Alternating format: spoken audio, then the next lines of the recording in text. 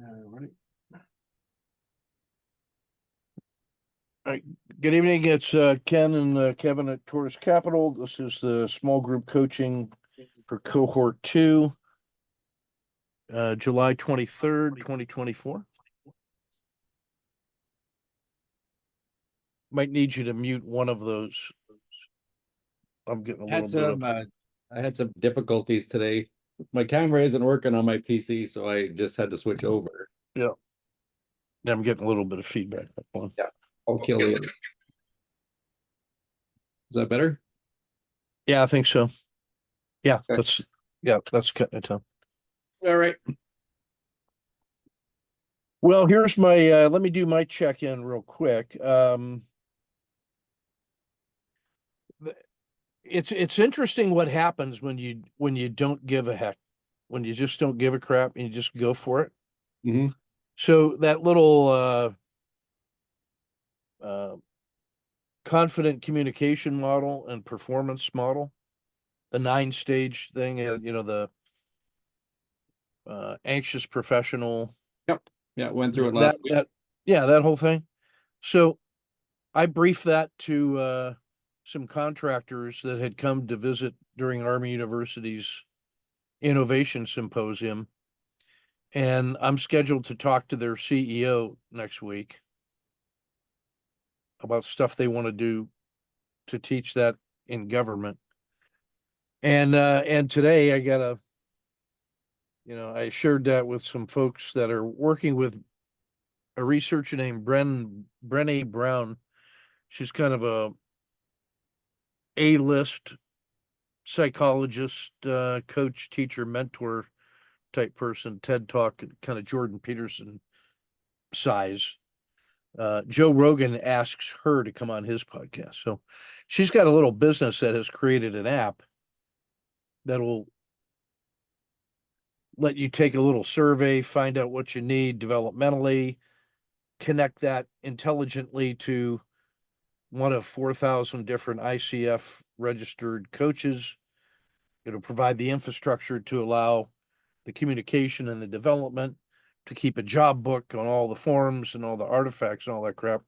So they wanted to come out and talk to folks at Fort Leavenworth. So they talked to the people at Army University who ran the symposium. That guy sent them to the Center for Army Leadership, which is one of the tenant organizations on post, but he also sent them over to me because he knew me at the college. I'm a logistician, who might be interested in that. So I set up the college by saying, yeah, the college ought to be interested in working with a world-class expert like that with AI and teaching, coaching, and mentoring.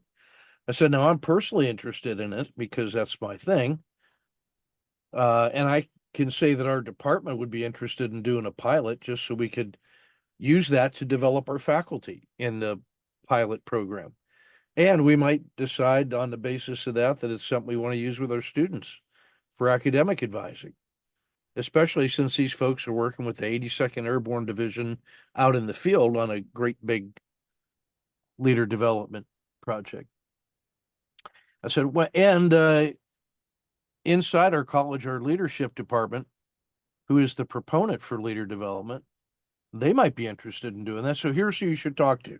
Their deputy, who's there for continuity and program management, their curriculum developer, and one of their senior team leader, who's a well-known savvy dude and a personal friend of mine.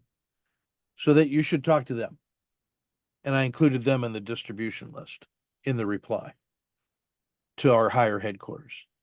And I said, then you also ought to talk to the two guys up at that are in charge of curriculum and the deputy for the whole college, because they're probably interested. I've heard them all say in public that they're interested in these kinds of things.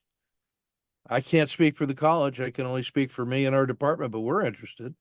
So they were all on the CC line, and the reply went to all those people. So now they're kind of officially on notice that there's this interesting opportunity coming up, and they have to take a position. So they fucking hate me right now because this asshole. To which I don't give a shit at all. So I sent a note. So that guy sent me a note back and said, "Hey, thank you so much for the interesting reply. I watched your presentation to Army University Innovation on AI, and that's fascinating stuff. And looking forward to talking to you in August. We're going to try to get Brene Brown out there to talk." Nice. And I said, "Well, that's interesting. Here's what I'm interested in and why I'm interested in the app." And I gave him a kind of a spontaneous, page long essay about that model and where it came from and how I'm Mhm. using it and why that makes me interested in the app and why I think it's appropriate for the Army to understand stuff like that.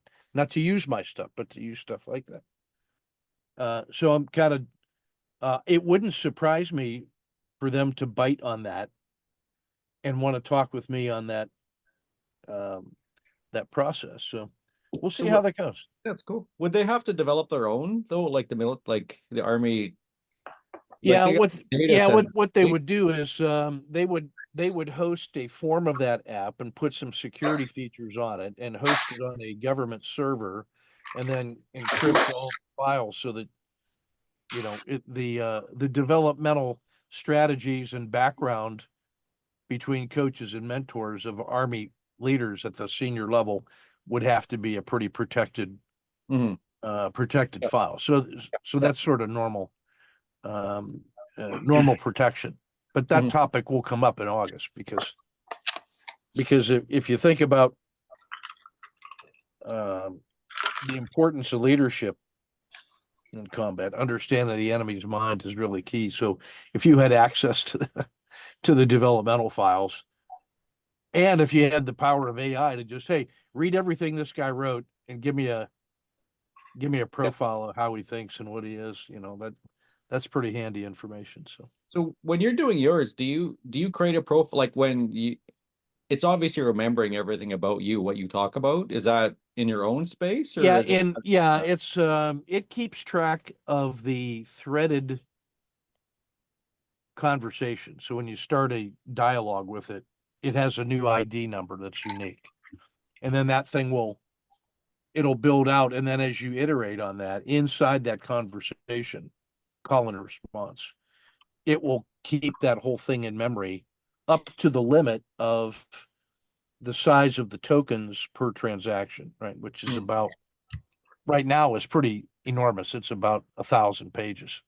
So Yeah. you could go on quite a long way um, in a stream. There have been a couple times when, because of complexity and because of some tangents that I'd taken, that it's lost the thread, and I've had to and I noticed that, and I have to go back and sort of reset and renew.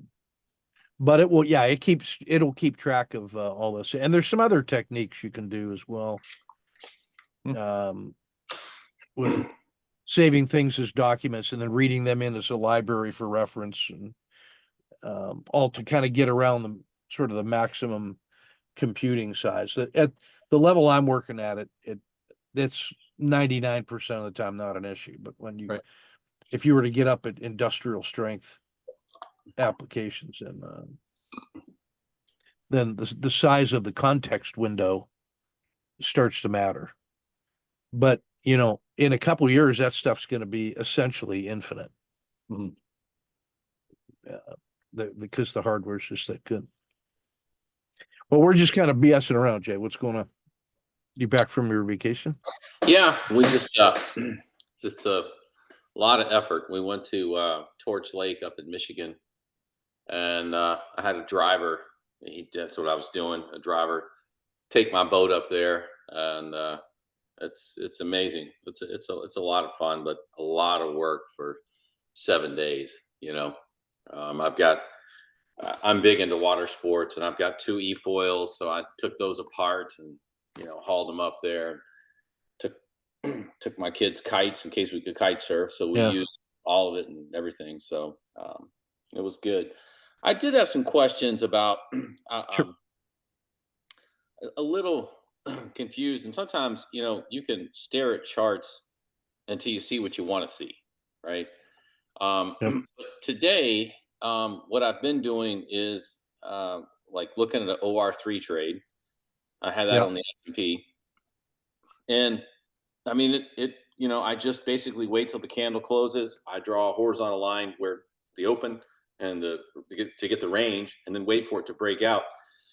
Would I be better off to use a lower time frame, because sometimes I'm waiting for I guess Yeah. my entry is a little late sometimes. And today, when I did the 3 minute to get a 3 minute range to get the market to open, but then at the end of the day, I was reviewing it, and gosh, had I used the range on the 3 minute, but used the 2 minute to get in. Um, Yeah. I mean, it was a great day today. I'm not complaining. I had a fantastic day, but can you do better? And that's why I'm here. Well, yeah, one of the funny things was that the 3-minute guys today enjoyed the day a lot. Oh, for sure. The 10-minute guys were suffering. It was sideways choppy, and it was brutal. Well, yeah, I'm looking at the S&P 3-minute right now, and you know, you don't know ahead of time if dropping to the 2-minute to fine tune the entry is the right one. As many days as it isn't Sure. in some ways. I think waiting for the 3-minute bar to close is always a good idea when there's no gap. Today the gap was trivial, so Right. it's like an orderly opening, and I think it takes 3 minutes to kind of just set some, set up and then start to make moves. So I think the 3 minutes should have worked pretty good today. Maybe the 2 minute is a little better. You'd have to play around with that and see if the 2 minute meets your criteria. My spider sense is that it's probably okay for you to do that Okay. because you have such a close relationship with SPX, and it's kind of your sole focus, Right. and you are probably watching some volume and some other things in there too, and you're getting a sense of the order flow. So I normally suggest 3 minutes because new day traders find the 1 minute exhausting, and 3 minutes gives them that extra processing time. It's still relatively quick compared to a 5-minute chart, so they have an advantage over people that are looking at 5-minute charts. So I've sort of settled on the 3 minute as a manageable way to acquire the skill of bar by bar trading. My spider sense is that I think you can handle the 2 minute. It might even be worth trying that just to see if you get, set the first 3 minute, then shift to 2, and then take it from there and plan it. You're almost playing it by price levels and support and resistance. And the RL10 will give you that directional feel. It comes out of the dragon. Now, you definitely are hooked into a trend. I think that's probably worth looking at, I would say, because today Well, was not a great big runaway move, but it's still no, on the 2-minute chart. I'm looking now. That probably looks even better. yeah. I mean, on the 3 minute, once it broke out, it's just you got a couple of bars early, and it just really Yeah. it didn't Yeah, you really. weren't into, probably it took about till 9:40, so that's that took almost 20 minutes for that thing to unwind and get going, or maybe 15 minutes to get. So yeah, but I'd say there's nothing wrong with trying the 2-minute on that. It's because I think you have such a close focus on it, on that target, Yeah. and no distractions. I don't think you need the OR10 to let it find its legs. I think the OR3 is plenty enough time for you to do that. Yeah, but I look at the longer term time frames to help you stay in trades and not get shaken out. In particular, like Yeah. uh, if the 10 minute makes a doji or a dragonfly doji or something like that, that's a very powerful signal. Yeah, Sundeep Gupta is working on a combination of 3-minute and 30-minute, and what he's doing is looking at like the last 3 or 4 days on the 30-minute charts, because you'll end up seeing 2 or 3 places where you got real clear support and resistance. And when the 30-minute chart that day makes a turn, like makes an SSC or getting ready to, cross over the dragon at the top of the hill, he then shifts to the 3-minute chart for execution. So that's like a 10 times factor of acceleration. Okay. And what happens is, and he pulled 9R out of DIA today, on the 3-minute chart. So he's using the 30-minute to find that critical turning point at the end of a clear move in the in DIA, for example. And when it makes an SSC, or that the equivalent at the top, like a collapsing dragon, he then, when he drops down to the 3-minute bar, he ends up seeing it has already had its SSC held support, and then it's starting with a COT of 2 already. So it's already on like the second leg up on 3 minutes, which is like confirming evidence that even the guys at that level are still buying it. There's a directionality, but it's so early in the move of the 30-minute bars, which can last 4 or 5 or 6 hours, even a couple days at times if you get it right. And he's really finding that to be helpful, is the longer time frame to find the turn. Now what he's doing is he's scanning like 5 or 6 different symbols and waiting to see one of those in a critical state on the 30. It has made a nice move and then made a turn, and then he picks that one to get down on the 3-minute. So I think there's something to that, the like scanning and then executing. And I think because you trade that S&P all day, every day right from the opening,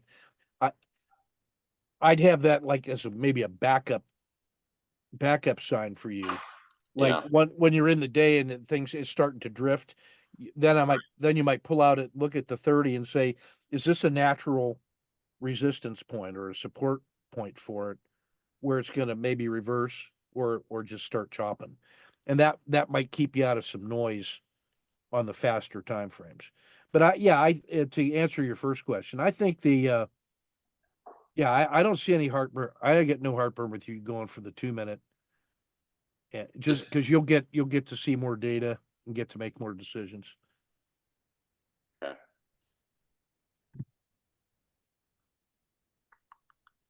But yeah, the 10 minutes was tough for the EW, the Mexico, Brazil, and the DIA guys. The 10 minutes were hard to.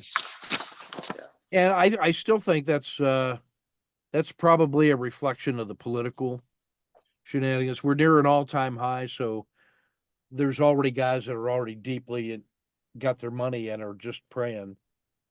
And there's enough uncertainty of what the hell's going on politically. I think Harris is going to run a much stronger campaign than Biden did, because she's going to have every single Trump hater in the world pushing the button to say, we got to support her for all these reasons, that she's not sure. Trump. And she raised $250 million the first day that she announced. That's all in, Was it that much? I thought it was 100. I mean, that's a big number. Yeah, what's his name? The guy that did Ocean's 11, George Clooney. Clooney. He could probably write that check himself with the profits from his tequila company. Yeah. Jesus, did he step into a lottery win on that one? Holy smokes. He did, but I'm telling you, 10 to 15 contracts, $3 to $5 on the S&P is all you need for an incredible life. Yeah. I had a great day today. Once again, it's you just learn, like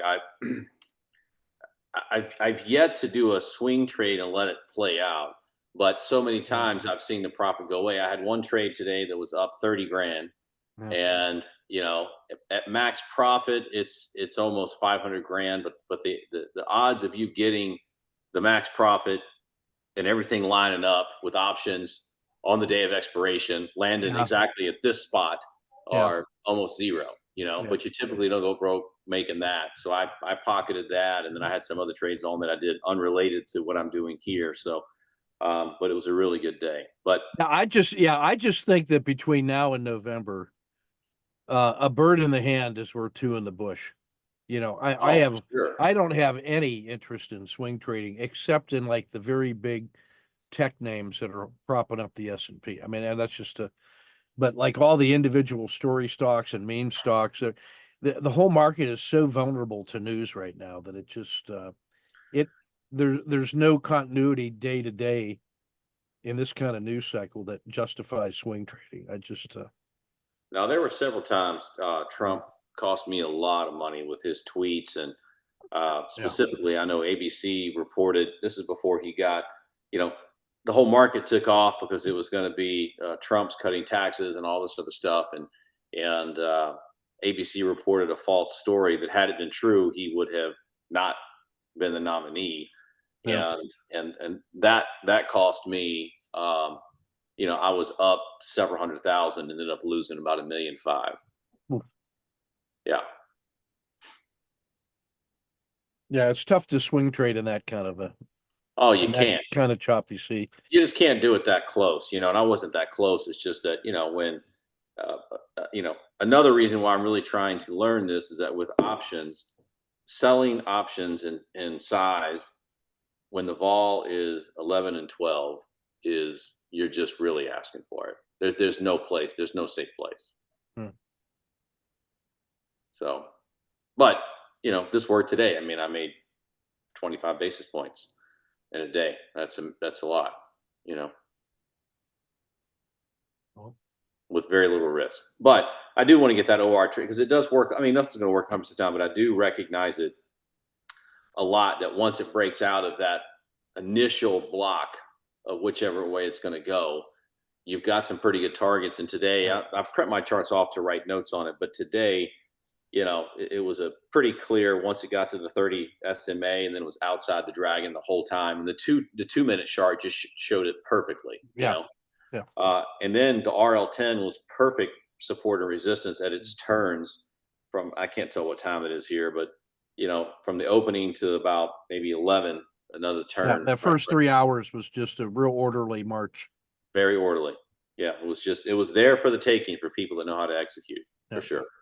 Yeah, so I mean, I've done a 20 or 30-year study of the daily movement of the S&P. You start to see where the opening price lands within the scale of 0 to 100. If you say the lowest low of the day is 0 and the highest high of the day was 100, and then you figure out, then you break that into 100 equal increments, and then you find where the opening was on that scale. 2 days out of 5, it's within 10% of the top or bottom. So at least 2 days out of 5, you're going to have an enormous directional move coming out of that opening. Yeah. And because they all look the same leaving the station, you almost have to be ready to go right from that, from that first 3 minutes once it stabilizes and goes, because you don't know if that's going to be the one that just is going to go and go and go. And you got to kind of hold your nose and get in. So, yeah. Well, one firm, and I wouldn't. This is a little aggressive for me, but they sold yesterday a condor for today 10 wide, which means your max loss is 10, right, on either side.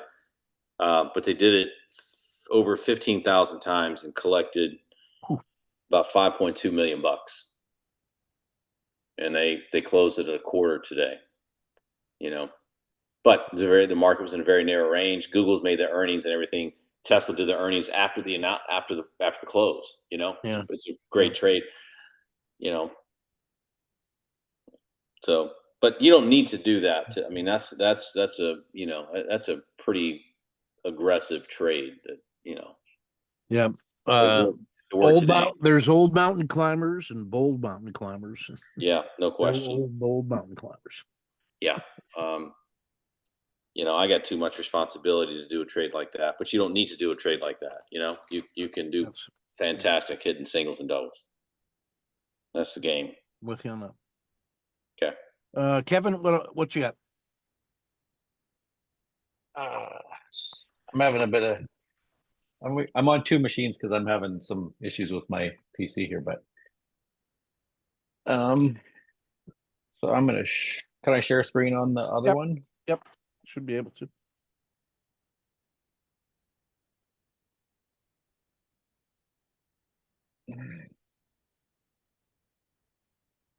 Should be able to is the Apple.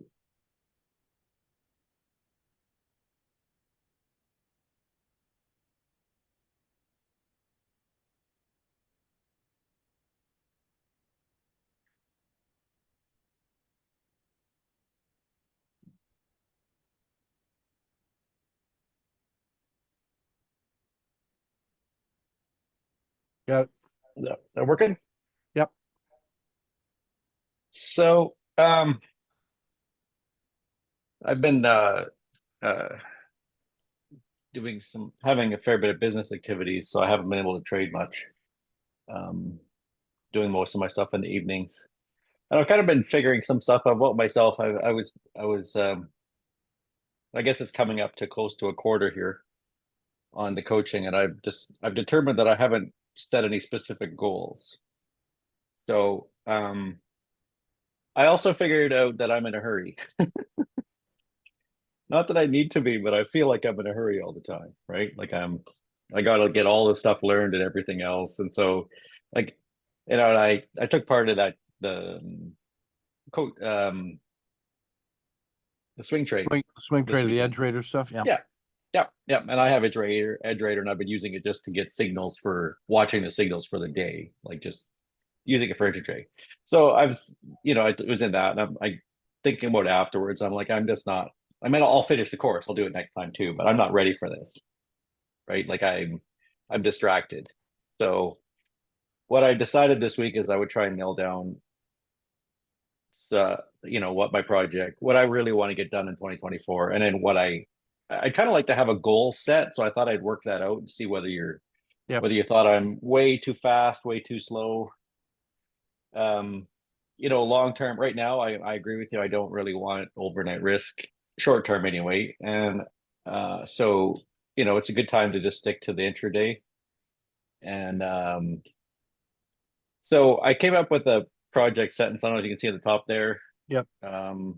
Develop visual based, low risk, high reward, semi-automated trading system for active income. Yep. Right. So, I got a lot of things I want to accomplish, and I got a lot to learn. I get it, and it takes a lot of effort, and I'm willing to put a lot in the next, couple of years here. So, and they're working towards not working as much, right? So I think that's the recognition is there that I need to put a lot of. But I also want to leverage technology because I'm good at it, and so I want to see what can I do on Jay's comment about, singles and doubles. What can I do to get more singles and doubles in my day? I have to work less at eking every little bit out of every trade, and get more positions going with the best setups. So it's kind of like that type of thing. And then it also leaves me when there aren't good setups, then I can just walk away, do something else. So I came up with a kind of a 5-year plan here. I think you had said that earlier, like it's at least start with something that goes out there. Yeah. And so this year I would just work on intraday, kind of 50% production. So I'm trying to increase my risk, but I'd like to build a trade more symbols first, a few more, just to have my span of control increase. I don't know whether that's a good direction, whether I just increase my risk first and then trade symbols, but yeah, there's three ways that you can kind of go on that. There's like, I want to trade one symbol 100 different styles. That's almost, I think, what Jay's doing, specializing once, and then and then you recognize a lot of different behaviors and what it does when it gives you the signal. So you're trading it, one symbol 100 ways. Or there's another guy who says, hey, I'm only going to trade one pattern, so I need 100 symbols to get my spread. And then another guy says, hey, I want 10 symbols and 10 patterns, sort of that midway point. I think what you've described there with the 12 symbols to choose from, the first 3 that move on a couple patterns that you like, that to me is a nice trade-off, so that you always have something working on the day that you want to trade. Right. And then from your project sentence, it looks like you're wanting to get that longer time frame to look for the market itself to be in a critical state as a alert. Hey, it's now time to make the good day one move, like the day of a Fed announcement or an earnings release on something you're interested in, or it just made a big aggressive 10-day breakout. Okay, and it closed well. So the next day, are they going to fade that one as a false breakout, or is it going to be day 2, 3, and 4 momentum? So there's a window after that event that says you want to be ready for the next day, especially. So that, I think, is consistent with what you're looking at as you're still working on things with the business. You want to be able to focus on high payoff days. I want to go hunting when they're in season. I want to go fishing when the salmon are swimming upstream and or whatever it is. So I think that makes sense. And starting with committing to 2024 to be, the intraday stuff, so that you can genuinely manage your overnight risk and be able to rely on that engine to produce payoff, I think is enough of a goal for 2024. Because the swing trading, once you have that in the bank, the swing trading is relatively easy to add to it, to be honest. Yeah, that's what I was thinking. Yeah. Well, do you think I can, if I work towards, like this year, if I just get the basics of my, like I have to stop going outside. That's kind of what I'm getting, I guess. And I have to stop looking all over the world for a better way, or right, all these different things, and right. just focus on the real core of it. Yeah, but on the other less hand, concerned about. you're 3 months into this project here, and I didn't try to push you into being really precise on your goals in the first 3 months, because I think you kind of need to just get out and walk around in the pasture for a while. Yeah. There's a new whole piece of terrain. You got to wander around, find interesting things, check it out, follow your bliss, whatever, and make that first loop through the pasture and come back and think about it and say, now, having seen enough in 3 months, how do I get ready for the long haul to start exploiting this? Because you're now ready to commit. I think you did the first 3 months as a scout. The next 3 to 6 months, you're moving the wagon train on a really much more definitive plan. And that's why, you've got some, I think, reasonable goals inside here. Right. I'm trying not to be too specific, because there's still more learning to where do I, because I know we had that discussion a while back. I remember about, like you were saying, the different ways you could break down the symbols and positions. Yeah. And I'm looking for the better setups to take less trades, because in Canada I get hit hard with my trading costs too. So I got to try and make a little more with less, fewer quantity of trades. I'm going to suggest you keep an eye on what Sandeep is doing with the 3 and the 30. Yeah, that was very interesting to me. I'm gonna look. Yeah, because that's kind of where the direction you were heading with the 3 and the 9. Yeah, and there's maybe some synergy there, but he was able to really nail DIA today, and that is repetitive, and that's on a day when DIA was hard. Yes, it was not a big range day, and Yeah. there was like one good move, but he was able to Is he a to student time that pretty well. Yeah. Now he was a super trader in the Van Tharp Institute probably 15 years ago. He was a software engineer and an IT specialist. He did a lot of work 15 years ago with me, coding up the frog system, which was kind of a no indicator, pure statistics. You get a move of a certain size, it's a signal, take it, and so he does a lot of signal processing. Well, he got back into IT engineering and all that stuff, but he's now finished with that career and is looking to get back into trading full time. And so he's kind of Can you email me his contact, maybe? sure. Yep, we'll do. Yeah, in fact, he's going to help me long term with some projects I have too, like the guy that did the TC 2000 bundle for me, Danny. Yep. Danny. So he's a hedge fund advisor in Israel, Right. and his business is going really well. He uses that bundle to help him give advice to the hedge funds over there that he's advising. In fact, that's going so well that it's kind of counterproductive for him now to manage it as a retail project for guys. So he said, "Hey, I'm ready to kind of move on to other things." And I said, "Well, how about if we just buy out your interest on it and then let some other guys continue to, so you can he gets his money and then he can focus on what he wants to do." So he was happy to do that. And Sundeep was the first guy that I thought of because he's a rock solid coder, very focused, mature. He's gone through all the Van Tharp Institute psychology working at, and I've he's come and worked with me in live research weekends over the years too. So very solid, fast learner, good coder. I'll send you the introduction to him later tonight. That'd be great. Yeah. But yeah, so anyway, I would take a look at that, Kevin. I think there's, because I looked at the I did that 30-minute swing trading every day for 2 years. I mean, that's like 500 days in a row on 30 symbols. And it was just getting nauseatingly monotonous. I mean, because as I would look at every chart every day, there would be like a week or 10 days when nothing was happening, but then it would make a nice move and then make a nice big orderly turn. And I knew for the next 3 to 5 days that symbol was going to be in play. And so what if it's only in play for 5 days out of 30?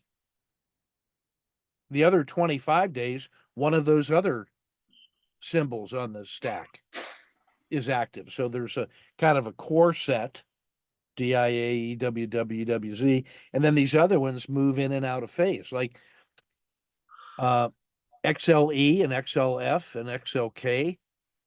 They move in multi-day moves that are very orderly and not synchronized with each other, not correlated with each other. When energy moves, it moves, and then XLF will move independently. So that's Chi Weng Chong, who's also working with Hamad on the he's in cohort 3. He's just looking at like 8 or 9 of the sector spiders plus EWW, EWZ, and he's using he's only going long on the SSC and Kata 2s. Like he sees the collapsing dragons and the Kata 2 to the downside, but he can't get into the zero state with that as much as he wants to. I mean, and having to look in both directions is kind of throwing him off his game. So what he does by having 10 symbols and only on the long side, he just says, that's the side I'm going to take. And when it sets up for me, then I'm ready to go. And with 10 symbols, there's always something working for him. And he hasn't even optimized that system yet, but he's got a coin flip that's paying 2 to 1 reliably on 150 trades in 20 days. So he's getting 7 to 10 trades a day, and he's getting a coin flip that pays 2 to 1.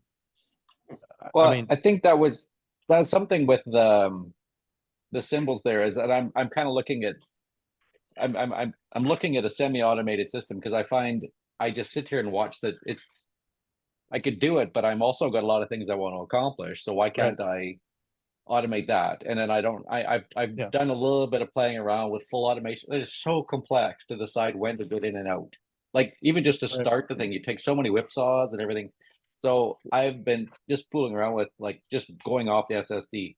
So harsh winter, hopefully a significant one, and then Yep. just let it go right there. And that's what I'm, starting in the 3 minute, going to the 9, and then, hopefully it builds its way up.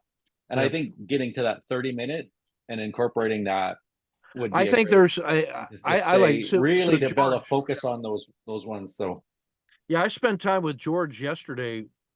Now he's automating his little patterns on the 3-minute entries. And the first entry that he's getting in a series of his rules is typically the SSC entry. And then he's got some other rules where he is going to add a second and third position, but he's trailing them all with a 2R stop. And you can't do that. If your reasonable move is 2 units of reward and you get to 2 and then it retraces 2, you let his average win was about like 0.7, which means it had to move 2.7 and then retrace 2 to get him out at 0.7. And so you're giving back 2/3 of the move. And if it gets to 2, you're already 3 times the size of your average trade. But if you let it come all the way back to 0, I find that excruciating, And yeah, so he's got a coin flip that was, it was basically breaking even. And because it was some of his that never even started moving, it just came and hit the first 1R. So that didn't go to a full 2R loss. But he was getting a little frustrated with that. And I said, what you need to be doing, George, is allow it to automate the entry for you. And then just eyeball the exit using the skin of the dragon after it gets past 1R, which is above average compared to your current averages. After it gets to 1R, just watch it. Never let it lose money, but watch the skin of the dragon. When that thing rolls over, take the skin of the dragon exit and be done with it. And he had a scratch day yesterday that should have given him 7R just with that rule. And I'm trying to coax him into coding. well, and if he's out yeah, I there think listening to me when he replays this video, George, do that. I know you can do it. Code that so. jump stop exit. Dang. Yeah, you know what, Oh. the challenge of my thing is I want to be able to walk away and let it go. So I got to go in reverse, and I'm kind of adding the entry as a just lets me focus on something else. If I see 3 or 4 things happening, I can set a position to one because I see the setups happening in the SSCs, and then I can go look at other things. Just I prefer to be not distracted. Once you do that, okay, then here's how you do that. The first 2 exits that you test are a 1R profit capture and a 2R Yep. profit capture. And then you test a trailing 1R stop forever. Yep. And then you code the jump stop. And then just let it run 1,000, do 1,000 trades on the back test. And then just look at the profile of what it earns and what its efficiency is. And that'll tell you which one of those is closer to the robot exit that you want. I mean, that will be much easier for you in 2025 when you use when you're using swing trading. Yeah. Because you can actually study those from a distance in the evening and adjust your stop and just leave the stop in place where you want it. Mhm. And you won't feel a need to monitor it intraday. So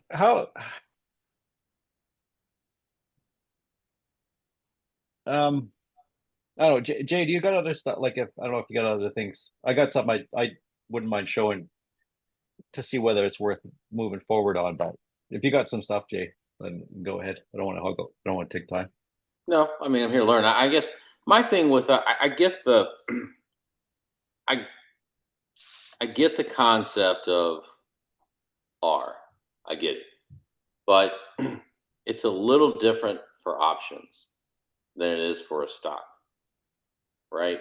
Yep. And that's kind of what I struggle with a little bit because you know when I say you're only looking for a $3 to $5 move on an 80 delta option, you know, um, you know, an 80 delta option is going to move if it's a call, essentially, and to, for simplistic sake, 80 cents for every $1 the S&P moves.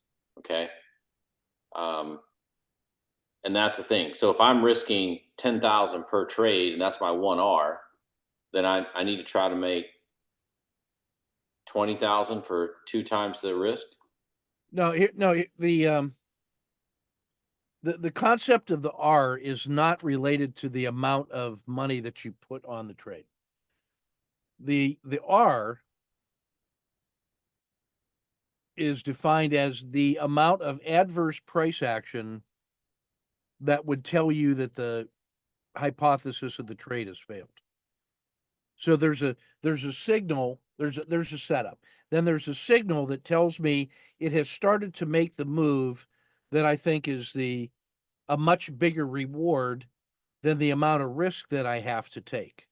The amount of risk I have to take is how much adverse price action would tell me that that favorable move isn't going to work.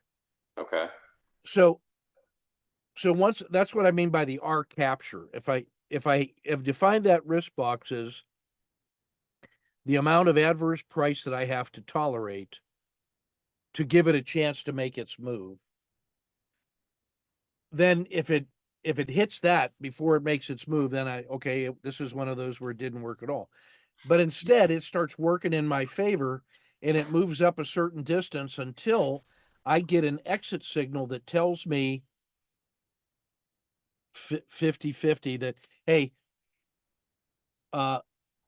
you may have thought it could have made that other move, but it has moved far enough, and now there's evidence that it's done.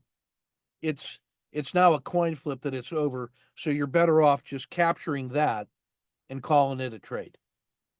So when I make that decision, it's because there's a technical reason on the chart in the price movement that told me this thing is stalling. It's no longer going up. The R10 rolled over, or the volatility decreased, and it's starting to drift, or it was a damn dragon horns and exhaustion move, and then it opened and made a lower high and is now starting to race back. Any one of those three is a price action that tells me that the original trade hypothesis has terminated. So I'm going to capture that.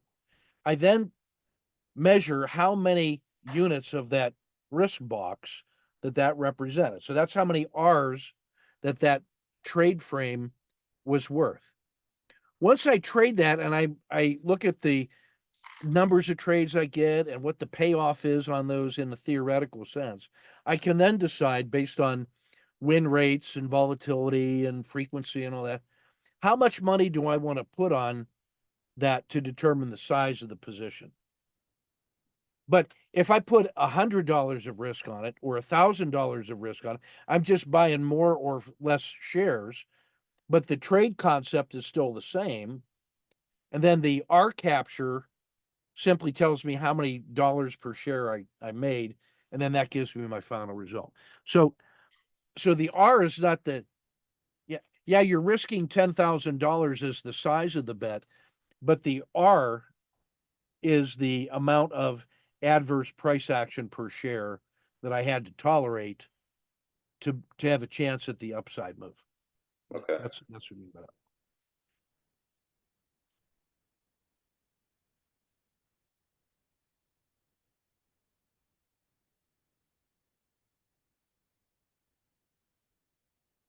Now, some guys who get that wrong will say something like this. They'll say, I want to risk $400 and I want to have a standard position size of 100 shares. That means my risk per share is $4. So they just put an arbitrary $4 stop on that. But I look at that and say, what was the information value of a $4 adverse move? Was that a large enough move to tell you that your upside move wasn't going to work? It disproved the hypothesis? Or could a $2 adverse move, which might have been a PSAR flip, maybe that was enough to tell you that trade wasn't working. So why did you stick around instead of getting out after a $2 loss per share? Why did you stick around for a $4 loss per trade? And it's because they're framing the trade as a $400 risk, and they want to have 100 shares because that makes them feel like they're doing standard work. And that's backwards in the way I'm teaching this thing. The way I'm teaching is that there are conditions on the chart that allow you to structure a specific amount of risk, adverse price, in order to get a reasonable upside move of a certain magnitude, and you have a 2-to-1 or a 3-to-1 move in either direction. So, Okay, thank you. now when I'm not much used to you of translating that into the finesses of options, but that's what I can do is find you times in the market on your symbol where an unusually strong move in one direction is much more likely with a tiny risk of adverse move. Like when it does the SSC, it had a harsh winter. It reversed. It crossed the dragon and the PSAR, which is a statistical barrier that it has to get through to make a good move. But there's still plenty of room on the other side of the move. Those are the times you want. The patterns are here. I mean, Yep. they're here almost every day. Yep. So I'm when volatility pops, I know exactly what to do. I know how to capture that.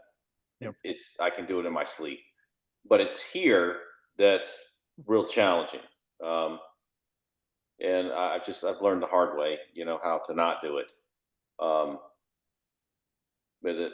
Success is rarely a good teacher in this business. Right. Yeah, but no, the patterns are definitely here for 100%. Just like it is with the stock. It's a little more complex because you've got a stock that doesn't have time decay, and Right. they're varying prices of that stock. I'm trading a stock that's essentially $5,000 just in different increments. Yeah, with the regular with guys that are buying and selling the underlying, there is not that sense of urgency that's driving those spiky moves. That is a fact. Yeah. All right, Kevin, did you have another one you wanted to share? Another chart or a picture? Yeah, I just wanted to. Go ahead. Okay, so based on my okay, I don't want to spend uh an exorbitant amount of time figuring out logic, right? And Yep. logic is the hard part of programming because it's the most errors too. So I've been working on. I think I've mentioned it before. I'm just gonna see if I can share this. So now I'm part of my process. I'm learning multi charts. I'm going to do it. Yep. Got into it this week in my time. It's excellent for trading. I can open a position manually. I can just turn on the automatic, and it'll just ask me, "Do you want to use the position is there?" I go, "Yep," and it just keeps going. Acts like I did it. Looks like Yep. it did it. If it's doing in the middle of something, I can drag it around. Yep. Really good. So what I've been working on is based on like I'm trying to emulate a reasonable good, like I'm calling it a good enough exit system. It's not the PSAR because the PSAR relies on the jump from the PSAR to the dragon, and that logic is difficult, right? Right.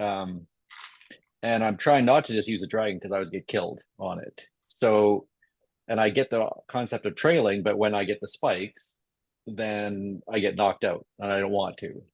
So basically, this is very, very preliminary here, but I've been kind of fooling around with it for a few months now, just in it as using Keltner channel. So basically the width of the Keltner, if I turned on the width of the Keltner is it adjusts itself automatically by the volatility of the Right. last 10 bars, right? Yep. So as the ATR, I'm using a 10 period ATR, 10 period look back ATR, and then I'm applying that to the simple moving average of the Dragon. So basically what I'm doing is anytime it crosses over the green, that's the top of like I've got two Keltner channels going on here, and they're different different look backs. different look backs. And so it works out really nicely. It's going to follow this one here, and so basically when it crosses through, I'm getting a breakout, right? And there's a little Kate caught it too. It automatically happens. I go through to the next one, and I'm basically following it up. And basically my rule is, if I'm on a buy here, it can't go lower than the Keltner. Like it can't go back up again. It can only go down. And the sell, which is the stop, can only go up. So when I get to the top here, it just flattens right out. I mean, this is an unusual move, but it's kind of uncanny how it's actually working out that the Keltner tuned properly, which has been surprisingly, like I've done this back now a whole year, and it's profitable, and it makes zero effort on my behalf on the exit, right? And it'll, in this case, it would actually get out right there. If it got out, it would get back in right here, and it would take off for another one, right? So this is super simple to code the exit. I can see it visually. I don't have to make any conscious decisions of when to move. I get there's things out, and I've been trying it. I did it this week on Devon mostly. I've been working on it because Devon does a lot of. That's a nice trader. I tell you, Devon is a nice trader on the long side. Holy smokes, it really is. And I will focus on the long more, and I'm looking for the SSC setup, right? Where when we come down into here. The SSC, it just tells you, look, the damn thing's in play. You give him the first trade. You give the brave first mouse. Hey, you were brave. You earned the big fail. Good job. Didn't cost me any money. I have no emotions in the trade. You're happy.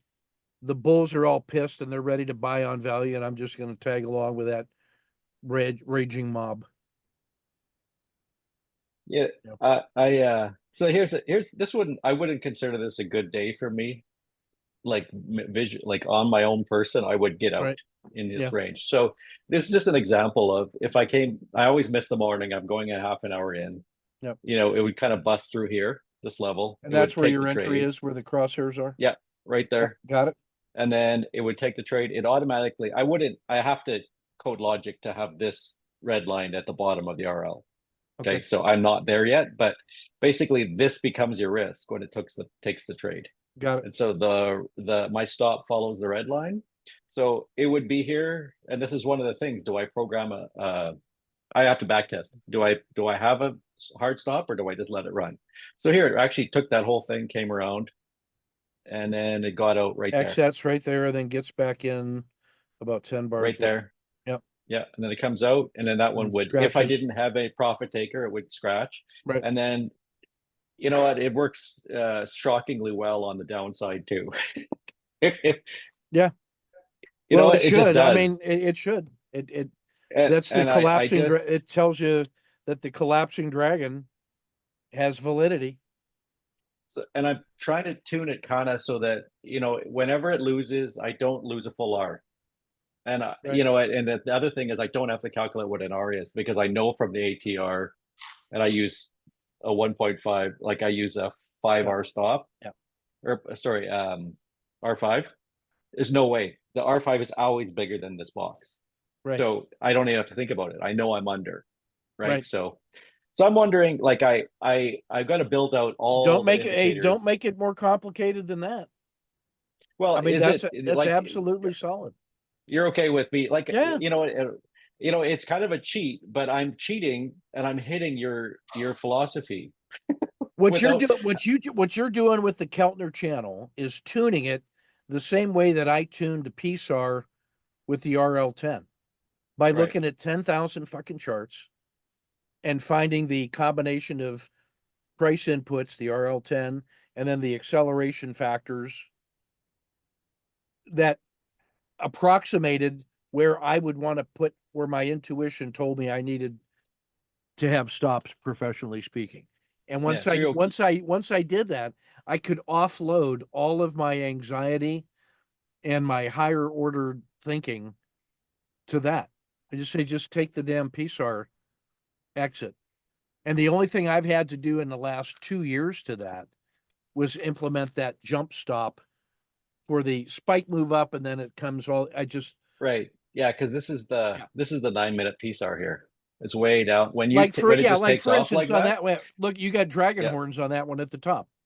That's yeah, where my modification of right, the jump stop just says, oh, dragon horns. I take the skin of the dragon exit on that every day instead of letting it come back to the red dot.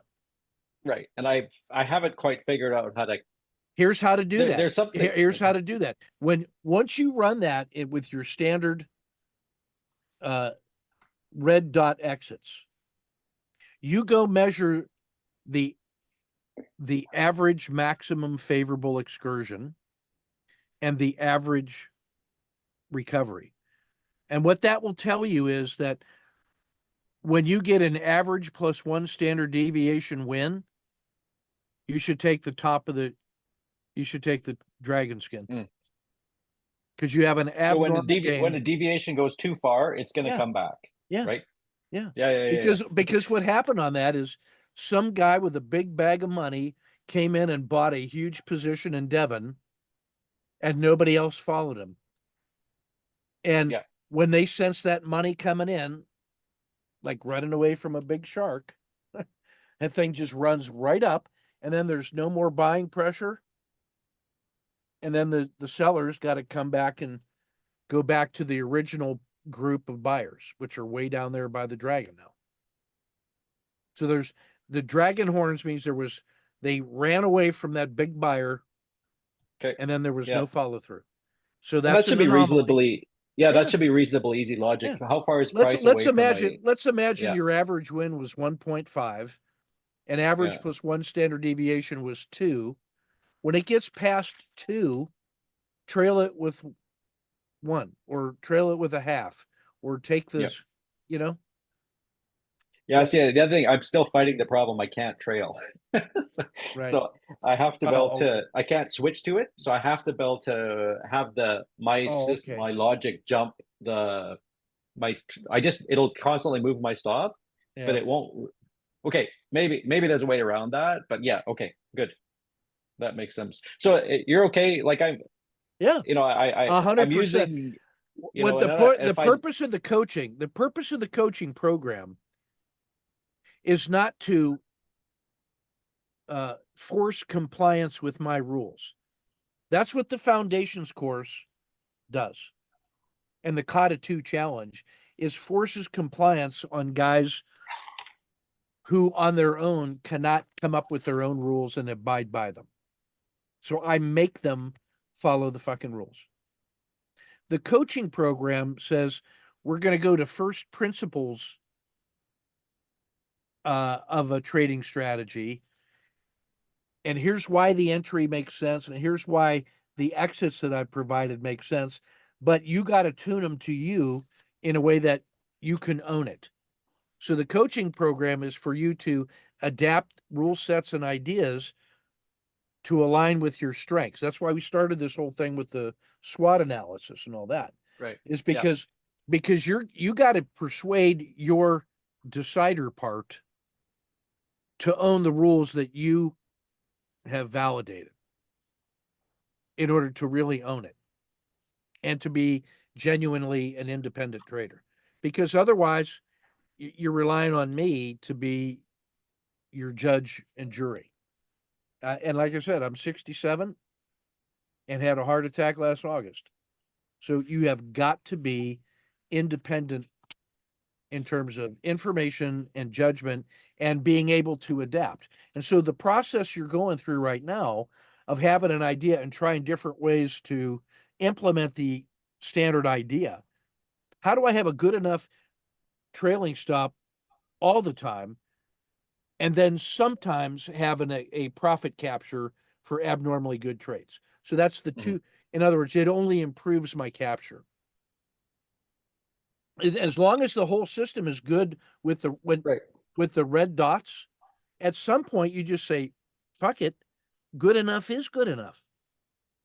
And this thing, maybe it doesn't capture all of these weird random price spikes, but it never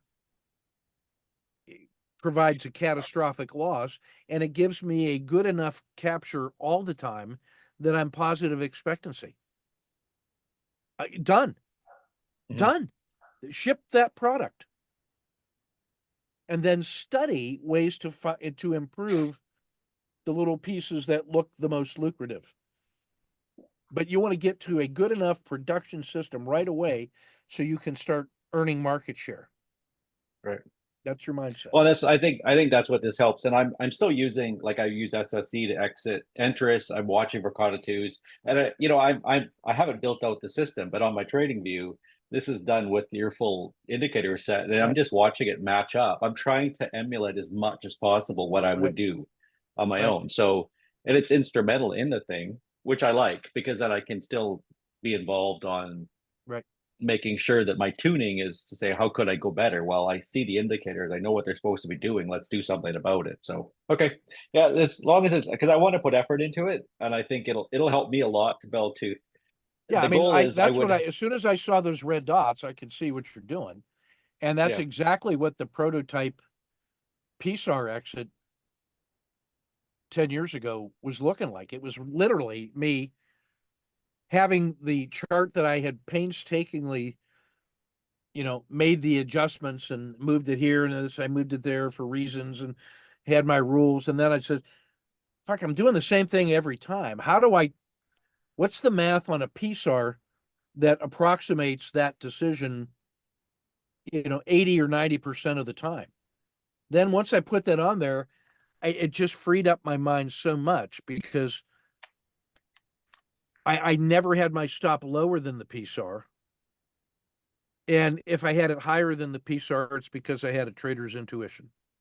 And I was willing, and then I could test that and said, does using my trader's intuition to capture those moves pay off compared to the PSAR? Yes, it does. So I said, how do I keep from going off the deep end? That's where the sniper exit came in. So I got the position on in the usual way. It had an exceptional move. And I said, oh, my intuition says I should be exiting. So I exit half and keep the PSAR on for the other half. If it turns out that I got out too early and it resumed, I can put my half on, and the PSAR gets to laugh at me and says, you see, I was right.